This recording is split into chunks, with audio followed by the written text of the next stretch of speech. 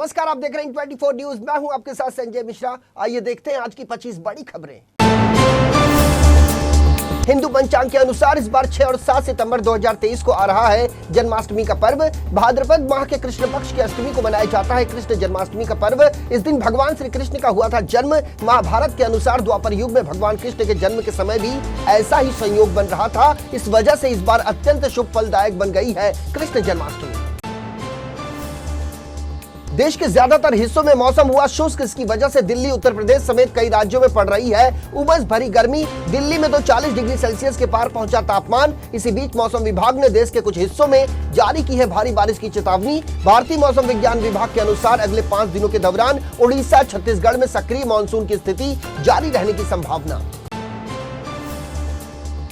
प्याज की बढ़ती कीमतों पर लगाम लगाने के लिए सरकार ने उठाया बड़ा कदम। सरकार ने बफर स्टॉक से पिछले 3 सप्ताह में 12 राज्यों और केंद्र शासित प्रदेशों में थोक बाजारों में 36,250 टन प्याज मौजूदा दर पर बिक्री के लिए जारी किया। मोबाइल वैन के जरिए 12 राज्यों और केंद्र शासित प्रदेशों में की जाएगी प्याज की बिक्री, जिनमें दिल्ली, आंध्र प्रदेश, असम, तेलंगाना, हिमाचल प्रदेश, उड़ीसा, पंजाब, पश्चिम बंगाल, कर्नाटक, तमिलनाडु, चंडीगढ़ और केरल शामिल।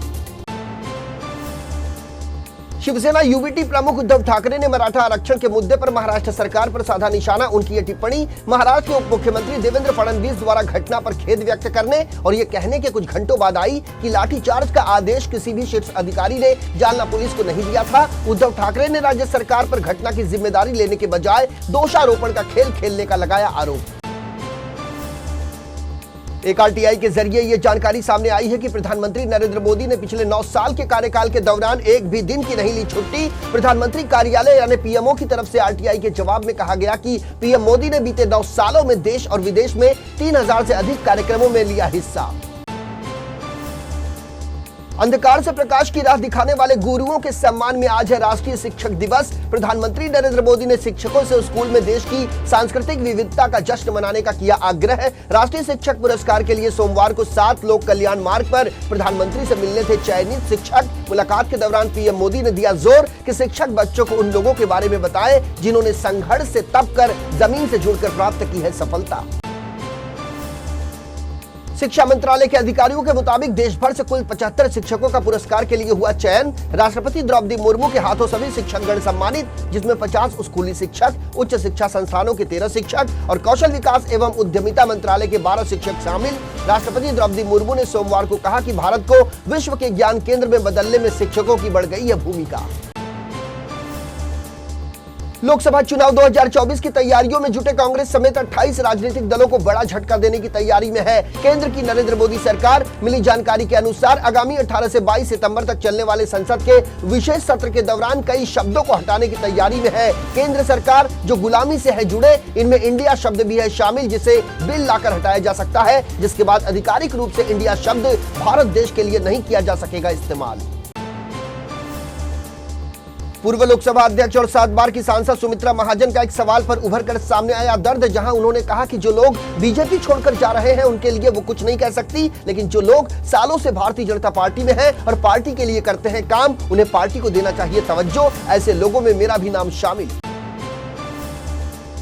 भारत के पहले सौर मिशन आदित्य L1 अंतरिक्ष यान ने पृथ्वी की कक्षा बदलने का सफलतापूर्वक पूरा कर लिया है दूसरा चरण। भारतीय अंतरिक्ष अनुसंधान संगठन यानी इसरो ने दी है जानकारी। इसरो ने कहा कि यान 10 सितंबर को भारतीय समयानुसार तकरीबन 2:30 पर बदलेगा अगली कक्षा।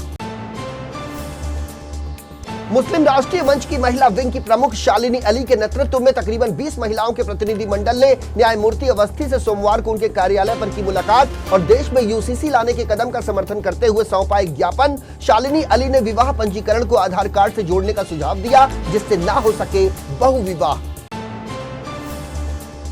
सनातन धर्म के खिलाफ डीएमके के नेता और तमिलनाडु सरकार में मंत्री उदयनिधि स्टालिन के बयान को लेकर असम के मुख्यमंत्री ने कांग्रेस पर साधा निशाना। कहा उन्हें स्टालिन से नहीं बल्कि कांग्रेस पार्टी से है दिक्कत। हिमंत बिस्वा शर्मा ने दावे के साथ कहा कि यदि कल मैं मुसलमानों या ईसाइयों के बारे में ऐसा बयान दूं तो क्या कांग्रेस पार्टी मानेगी इसे मेरी अभिव्यक्ति की आजादी। इंडिया गठबंधन की मुंबई में हुई बैठक के बाद अब सभी विपक्षी पार्टियां देश की राष्ट्रीय राजधानी दिल्ली में करेगी अपनी पहली कोऑर्डिनेशन कमेटी की बैठक। एक खबर के मुताबिक एनसीपी सुप्रीमो शरद पवार के दिल्ली स्थित घर पर 13 सितंबर को होगी ये बैठक। भतीजे अजित पवार पर निशाना साधते हुए शरद पवार ने कसा तंज कहा, छोड़कर जाने वालों को जनता सिखाएगी चुनाव के दौरान बड़ा सबक। शाहरुख खान की फिल्म जवान सिनेमाघरों में रिलीज होने के लिए तैयार। फिल्म को लेकर बढ़ती जा रही है लोगों में एक्साइटमेंट। फिल्म की रिलीज से पहले शाहरुख खान की बेटी सुहाना खान अभिनेत्री नयनतारा के साथ तिरुपति भगवान के दर्शन करने के लिए पहुंची श्री वेंकटेश्वर मंदिर। इसी दौरान शाहरुख खान का भी एक वीडियो लगातार हो रहा है वायरल, जिसमें शाहरुख खान जवान की रिलीज से पहले भगवान के दर्शन करके उनसे फिल्म के लिए मांग रहे हैं दुआएं। एशिया कप 2023 में पहली भिड़ंत के 8 दिन बाद भारत और पाकिस्तान के बीच एक बार फिर होगी भिड़ंत। 10 सितंबर को दिखेगा भारत पाकिस्तान के बीच क्रिकेट में मचने वाला कोहराम। सबसे खास बात यह है कि इस दिन है रविवार, जिसमें भारतीय फैंस के लिए है अवकाश का दिन। G20 की बैठक कैसे सफल हो और इसका पूरा श्रेय प्रधानमंत्री नरेंद्र मोदी को कैसे मिले, इसके लिए केंद्र सरकार ने लगा दी है अपनी पूरी ताकत। G20 के सफल आयोजन का भरपूर राजनीतिक लाभ लेने के लिए भारतीय जनता पार्टी ने की है खास तैयारी। G20 के आयोजन और प्रधानमंत्री की सफलता हर घर तक पहुंचे, इसके लिए बीजेपी ने अपने सीनियर नेताओं और बूथ स्तर के कार्यकर्ताओं की तय कर दी है जिम्मेदारी। देश में लगातार बढ़ता जा रहा है यूपीआई ट्रांजैक्शन का दायरा और इससे जुड़ी सुविधाओं में भी होता जा रहा है भारी इजाफा। अब इसी दायरे में जुड़ गई है और एक नई सुविधा। भारतीय रिजर्व बैंक ने सोमवार को कहा कि यूनिफाइड पेमेंट इंटरफेस यानी यूपीआई सिस्टम में अब से प्री सैंक्शन या प्री अप्रूव लोन या क्रेडिट लाइन को भी किया जा रहा है शामिल। छत्तीसगढ़ की राजधानी रायपुर में पिछले सप्ताह 2 सगी बहनों के साथ गैंगरेप करने वाले 10 आरोपियों में से एक निकला पुलिस अधिकारी का बेटा। आरोपी के पिता की उसी पुलिस स्टेशन में है तैनाती जहां चल रही है मामले की जांच। आरोपी बेटे कृष्णा को गिरफ्तार करने के बाद पुलिस अधिकारी पिता दीपक साहू ने अपने शीर्ष अधिकारियों को अपने तत्काल ट्रांसफर का दिया आवेदन ताकि जांच में न आए कोई बाधा।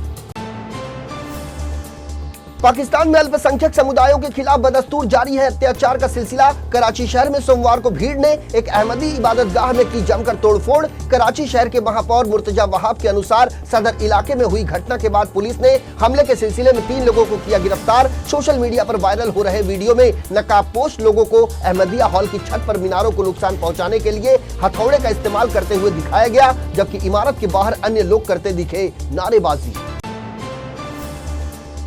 नॉर्थ कोरियाई नेता किम जोंग उन इस महीने कर सकते हैं रूस की यात्रा और वो कर सकते हैं राष्ट्रपति व्लादिमीर पुतिन से मुलाकात। इससे पहले किया गया था व्हाइट हाउस की तरफ से बड़ा दावा कि रूस ने यूक्रेन युद्ध के बीच उत्तर कोरिया से मांगे हैं हथियार। अमेरिका के दावे के मुताबिक व्लादिमीर पुतिन ने किम जोंग उन को पत्र लिखकर की है मिसाइल, बम, गोला बारूद और अन्य युद्धक सामग्रियों की मांग।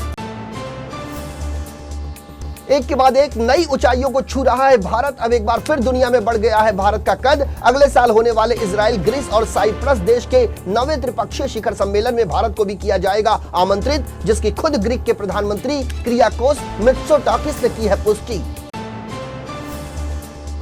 लंदन में हुई रविवार को भारत के पूर्व सॉलिसिटर जनरल हरीश साल्वे की शादी में पहुंची नीता अंबानी, स्टील कारोबारी लक्ष्मी मित्तल और प्रसिद्ध मॉडल उज्ज्वला राउत। हरीश साल्वे और उनकी ब्रिटिश पार्टनर ट्रीना की शादी में एक विवाद उस समय खड़ा हो गया जब वहां अतिथि के रूप में पहुंच गए आईपीएल के पूर्व चेयरमैन ललित मोदी। विपक्षी दलों ने इसे लेकर की सरकार की भारी आलोचना।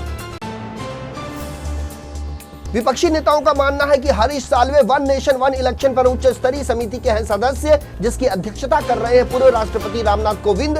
साल्वे की शादी में पूर्व आईपीएल कमिश्नर की उपस्थिति ने लेन देन में वित्तीय अनियमितताओं के भगोड़े आरोपी के रूप में उनकी स्थिति पर उठाए सवाल। उद्धव ठाकरे गुट की सांसद प्रियंका चतुर्वेदी ने इस मामले को लेकर केंद्र सरकार पर साधा निशाना।